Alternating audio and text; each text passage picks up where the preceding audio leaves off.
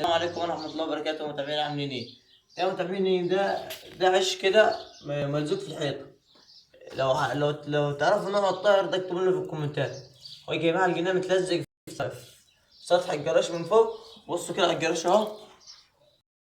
يا جماعة أمهم يا جماعة صاحبة العش ده كل شوية لما تشوفنا قاعدين عنده تيجي. هنشوف ايه اللي جواه. بسم الله الرحمن الرحيم. اللي عارف ايه جواه يكتب. لقينا بيضة يا جماعة. شوفوا البيضة دي متنقطة. إيه. هنشوف في ايه تاني.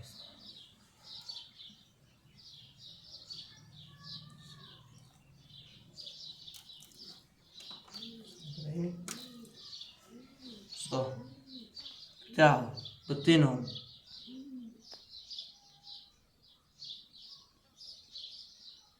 بطينهم يا متابعين.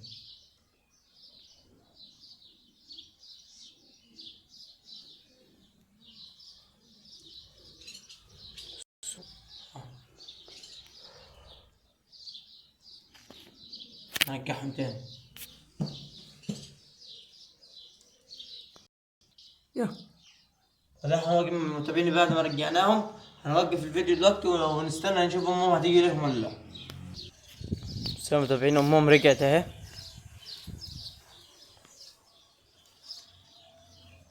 والكائن الطائر الاسود رجعت يا متابعين اهي، خايفة على بيضها فرجعت بسرعة. بس طارت يا متابعين اهي. رجعت اتأكدت من البيض انه موجود ومشيت تاني.